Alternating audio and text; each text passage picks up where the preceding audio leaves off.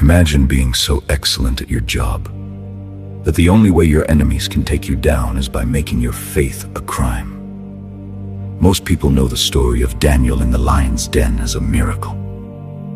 But it's actually a story about extreme professional integrity. It's about a man who was so audit-proof that even a king's secret police couldn't find a single mistake in his paperwork. Today, we're breaking down the most high-stakes conspiracy in ancient history. We're going to look at the character of Daniel, the terrifying lion physics of that night, and how you can apply his unshakable standard to your life today. King Darius conquered the kingdom and immediately built one of the most sophisticated governance structures in ancient history. He appointed 120 satraps, regional governors, to rule over every corner of his massive empire. And to hold those 120 accountable, to prevent corruption and keep the tax money flowing to the crown, he placed 3 administrators directly over them. Daniel was one of those 3. But then the king noticed something.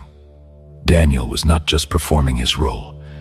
He was outperforming every other administrator so dramatically that King Darius made a decision. He was going to set Daniel over the entire kingdom. Not one of 3, the one. That decision created enemies. The other administrators and satraps began watching him, not to learn from him, but to destroy him. They launched an investigation. They combed through his records. They checked his administration, his decisions, his ethics, his paperwork. They looked for corruption, anything they could bring before the king. And they found nothing. Nothing. Not corrupt, not negligent, trustworthy. So they said something remarkable. We will never find any basis for charges against this man, unless it has something to do with the law of his God. So they engineered a trap, not around his weakness, but around his strength. They went to the king with flattery and urgency, appealing to his pride, appealing to his authority. They proposed a decree that for 30 days, no one could pray to any god or any man, except the king himself.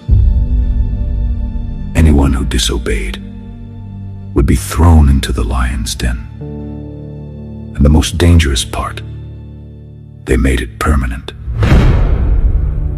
A law of the Medes and Persians, which could not be revoked.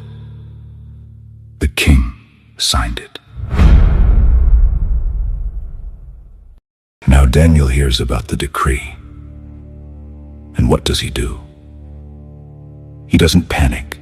He doesn't hide. He doesn't compromise.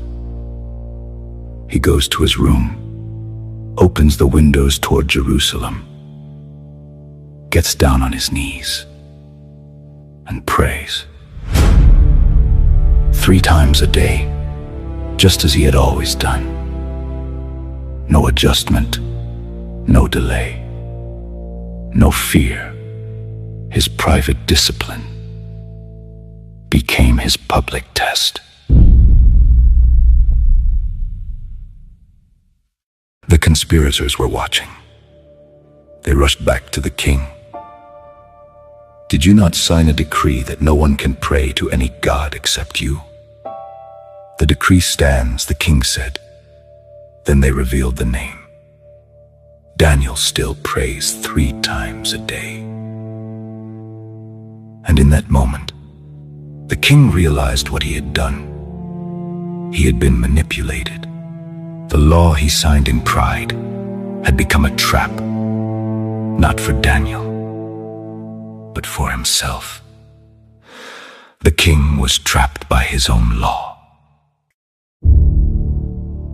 The king had no choice. The law could not be changed. And the man he respected most, stood condemned by his own command. Daniel was brought forward.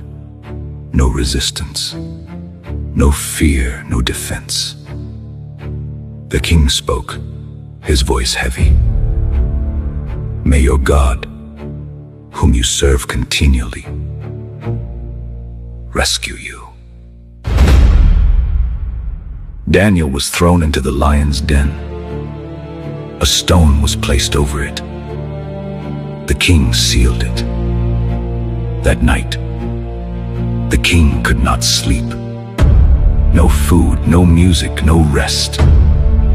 At dawn, he ran to the den and cried out, "Daniel, has your God saved you?"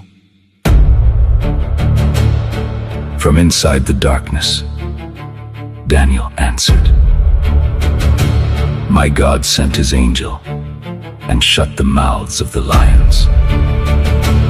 He was unharmed, not a scratch, because he was found innocent before God and before the king." Then came the proof. The king, now furious, gave the command. The same men who accused Daniel were thrown into the den.